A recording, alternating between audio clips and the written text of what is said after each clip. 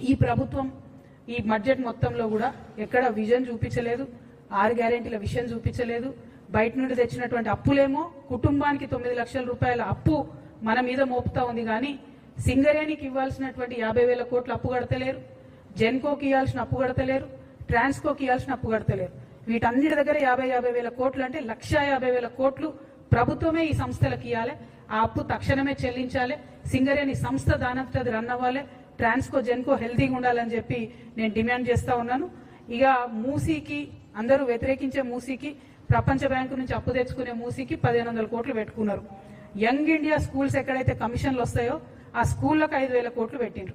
నేను ఒకటే ప్రశ్న ఇస్తా ఉన్నా సూటిగా ఈ ప్రభుత్వాన్ని, రాహుల్ గాంధీ గారిని ప్రత్యేకంగా, మీరు ఏదైతే అశోక్ నగర్కి వచ్చి ఉద్యోగాలు ఇస్తామని చెప్పారు కదా, కనీసం ఆ ఉద్యోగాల విషయం మాట్లాడకుండా, డిఎస్సి ఎస్సీ టీచర్స్ని రిక్రూట్ చేయకుండా, ఎస్సీలలో ఉన్న బ్యాక్లాగ్ పోస్టులు నింపకుండా, జాబ్ క్యాలెండర్ ఇవ్వకుండా, మీరు వేస్తామని చెప్పినటువంటి అవుట్ సోర్సింగ్ కార్పొరేషన్ ఉద్యోగుల కోసం కార్పొరేషన్ వేయకుండా ఈ స్కూల్ కట్టుకుంటే స్కూళ్ళలో పాఠాలు ఎవరు చెప్పాలి? మరి ఇప్పుడు ఉన్న టీచర్లు అయితే సరిపోరు, ఎక్కువ టీచర్లు కావాలి, డిఎస్సి వేయాల్సిందే. మరి ఎందుకు వేస్తలేరు? దేనికోసం ఆపుతున్నారు? ఈ డబ్బులన్నీ బిల్డింగ్లు కట్టుకుంటూ పోతే మీరు హ్యూమన్ రిసోర్సెస్ మీద ఇన్వెస్ట్ చేయరా అని చెప్పి ఈ ప్రభుత్వాన్ని నేను అడుగుతున్నా. మరి జాబ్ క్యాలెండర్ కోసం నిరుద్యోగులంతా ఉద్యమిస్తున్నారు. వాళ్ళు 26వ తారీఖు నాడు అసెంబ్లీ ముట్టడి చేస్తామని మాకు చెప్పిండ్రు. ఆ అసెంబ్లీ ముట్టడికి కూడా తెలంగాణ జాగృతి నుండి సంపూర్ణంగా మద్దతు ఇస్తా ఉన్నాం. నిరుద్యోగులను మోసం చేసినటువంటి ఈ ఫేక్ కాంగ్రెస్ ప్రభుత్వాన్ని అడిగి వీళ్ళను రాహుల్ గాంధీ ఒక దగ్గర ఫేక్తారు, రేవంత్ రెడ్డి గారు ఒక దగ్గర, బట్టి గారు ఒక దగ్గర, వీళ్ళు ఎట్లా అంటే ఫేకర్ ఫేకెస్ట్ అన్నట్టు వీళ్ళ పరిస్థితి. ఒకళ్ళని మించోగలు చెప్పేటట్టు. కాబట్టి ఓవరాల్ గా రాహుల్ ఫేకు గారికి నేను రిక్వెస్ట్ చేసేది ఏంటంటే, తెలంగాణ నెక్స్ట్ టైం వస్తే దయచేసి జాబ్ క్యాలెండర్ ఇవ్వండి, ఉద్యోగాలు ఇవ్వండి. మీరు పెట్టినటువంటి బడ్జెట్ లో ప్రజలకు సంబంధించి ఏ బడ్జెట్ కూడా లేదు, ఏ గ్యారెంటీ మీద కూడా లేదు. కాబట్టి ప్రజాక్షేత్రంలో తప్పకుండా ప్రజలు మిమ్మల్ని ప్రశ్నించాలని జాగృతి తరఫున డిమాండ్ చేస్తూ సెలవు తీసుకుంటున్నాను. Thank you. జై తెలంగాణ, జై జాగృతి.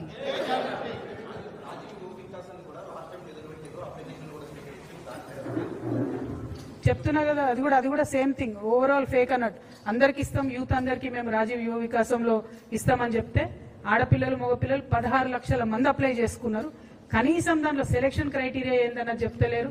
బ్యాంక్ లింకేజ్ తోని లోన్ ఇస్తారా చెప్తలేరు, డైరెక్ట్ ఇస్తారా చెప్తలేరు, గ్రాంట్ ఇస్తారా లోనా చెప్తలేరు, పర్సెంటేజ్ చెప్తలేరు, వడ్డీ లేని రుణం ఇస్తామని మొదలన్నారు. మరి రుణమా గ్రాంటా ఏది కూడా చెప్తలేరు.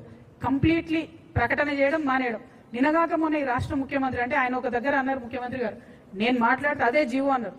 మరి ఆయన అక్కడ మాట్లాడినేమని నేను స్కూటీ ఇస్తా, ఎలక్ట్రిక్ స్కూటీ అన్నాడు. రూపాయి వేటలే బట్టి గారు ఈ బడ్జెట్లో. అంటే ఏందన్నట్టు, ముఖ్యమంత్రి గారు ఎస్ అంటే బట్టి గారు నో అన్నట్టు ఉంది పరిస్థితి. మధ్యలో ప్రజలు ఏమైపోవాలి?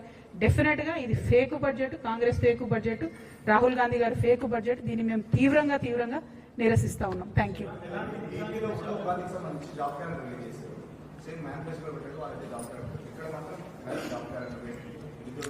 ఏపీలో కూడా కొంత నిరుత్సాహంగా ఉన్నారు ప్రజలు. ఎందుకంటే ఓన్లీ 10,000 జాబ్స్ వేసారు, జాబ్ క్యాలెండర్ పెట్టిరు, కానీ ఓన్లీ 10,000 జాబ్సే వాళ్ళు డిక్లేర్ చేసిర్రు. ఇక్కడేమో సంవత్సరానికి 2 లక్షల జాబ్స్ అన్నారు. ఇంతవరకు నిన్న అసెంబ్లీలో ముఖ్యమంత్రి గారు చెప్పిన దాని ప్రకారమే 68,000 జాబ్స్ ఇచ్చినాం మేమన్నారు. అంటే వీళ్ళు కొత్తగా ఇచ్చింది 11,000 మంది. అంతకుముందున బీఆర్ఎస్ గవర్నమెంట్ ఇచ్చిన జాబ్స్ కే వీళ్ళు పట్టాలు ఇచ్చిరు తప్పితే, కాపీలు ఇచ్చిరు తప్పితే వేరే స్పెషల్ జాబ్స్ వేయలేదు. సో అందుకే నేను ఇన్నిసార్లు ఫేకు అనేది రాహుల్ గాంధీ గారిని. వారు రావాలి, నెక్స్ట్ టైం ఎప్పుడు రాష్ట్రంలోకి వచ్చినా కూడా ఖచ్చితంగా ప్రశ్నిస్తాం వారిని. Thank you.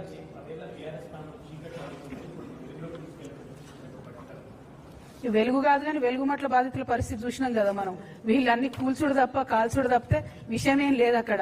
మొత్తం అన్ని స్టేట్మెంట్లు ఒకరిని మించి ఒకరికి ఫేకుడు, ఒకరికి ఎక్కడ పేరు వస్తుందో అని ఇంకొకరు మాట్లాడడం, ఇంకొకరికి ఎక్కడ పేరు వస్తుందో అని ఇంకొకరు మాట్లాడడం తప్పితే అసలు విషయం అయితే ఏం లేదు బడ్జెట్ లో. దారుణం ఏంటంటే, ఏ బీఆర్ఎస్ నైతే మీరు అప్పు తెచ్చిరు అన్నారో అంతకన్నా ఎక్కువ అప్పు ఇప్పుడు వీళ్ళు తీసుకొచ్చిరు. కనీసం దీంతో ఒక డిసిప్లిన్ లేదు. ఎక్కడ ఇన్వెస్ట్ చేస్తున్నారు ఈ అప్పును, ఎక్కడ ప్రాజెక్ట్ కడుతున్నారు అంటే revenue expenditure only 50,000, sorry capital expenditure only 50,000 crores అని చెప్తున్నారు. అప్పు తెచ్చిందేమో దాదాపు 8 లక్షల కోట్లు. ఓన్లీ 50,000 కోట్లు ఈసారి మీరు క్యాపిటల్ ఎక్స్పెండిచర్ అంటే ఎట్లా తిరుగుతుంది ఎకనామిక్ ఇంజన్ అనేది? ఎట్లా తిరుగుతుంది అసలు పోనీ ఇన్ని తెచ్చుకొచ్చిండ్రా, ఇన్నిసార్లు విదేశాలకు పోయొచ్చిరా? ఎక్కడున్నాయి పెట్టుబడులు? Where is the industry? Industry ద్వారా వచ్చిన ఎంప్లాయ్మెంట్ ఏది? ప్రైవేట్ ఎంప్లాయ్మెంట్ లేదు. ఇప్పుడు ఆ సర్వే చూపిస్తుంది మన దేశంలో రైజింగ్ అంటే నేను చెప్తున్నా కదా, నిరుద్యోగంలో మాత్రం బరాబర్ రైజింగే ఉన్నాం. ఇలా నంబర్ 1 ఉన్నాం మనం. 50% అన్ఎంప్లాయ్మెంట్ విమెన్ లో. దారుణం. ఆడపిల్లలు చదువుకునేది తక్కువ. అలా సగం మందికి ఉద్యోగాలు ఇవ్వలేకపోతుంది ఈ ప్రభుత్వం. కాబట్టి వాళ్ళ ప్రయారిటీస్ అయితే కరెక్ట్ లేవు, రాష్ట్రాన్ని యొక్క ప్రగతిని ముందుకు తీసుకెళ్లే విధంగా అయితే లేవన్నది మాత్రం స్పష్టంగా అర్థమైంది.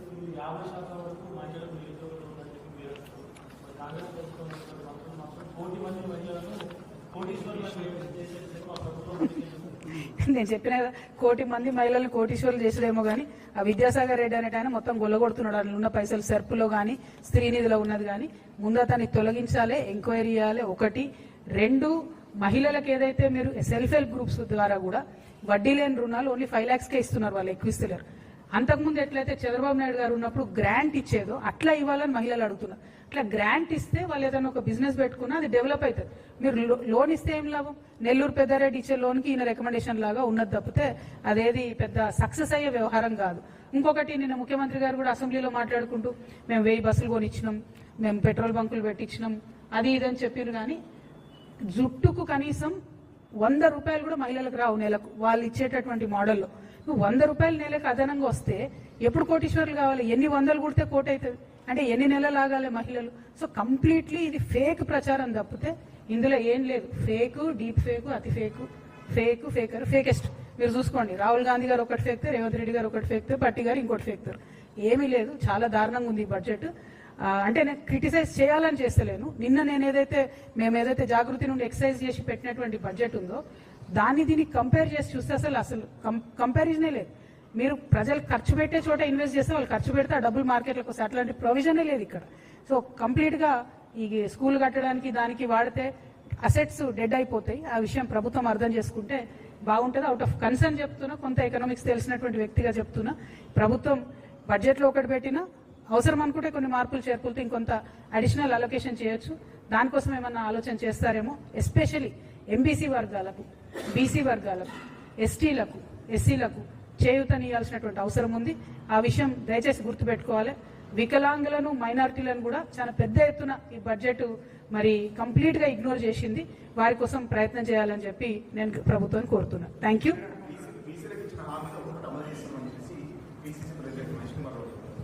అది ఇంకొక 1 more ఫేక్ యాడ్. సో అంటే చెప్తున్నా కదా, వాళ్ళు ఎవరేం స్టేట్మెంట్ చేస్తారో పోలిక లేదు, పొంతన లేదు. అక్కడ ఢిల్లీలో చెప్తారు, దిగే వరకు ఇంకోటి చెప్తారు. ఢిల్లీకి పోయే ముందు ఓన్లీ పదవులు మాత్రం పర్ఫెక్ట్ గా తెచ్చుకుంటున్నారు వాళ్ళ కోటరికి తప్పితే ప్రజలకు పైసలు అయితే తెస్తలేరు, పనులు అయితే చేస్తలేరు. అది వాస్తవం, ఆన్ ద గ్రౌండ్ అర్థమవుతుంది. Thank you.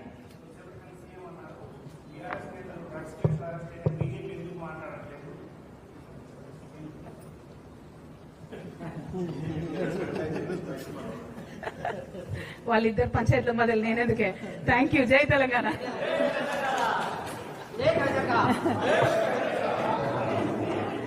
राहुल फेक को इम्पोर्टेंट है, ज्यादा पॉपुलर करना इम्पोर्टेंट है.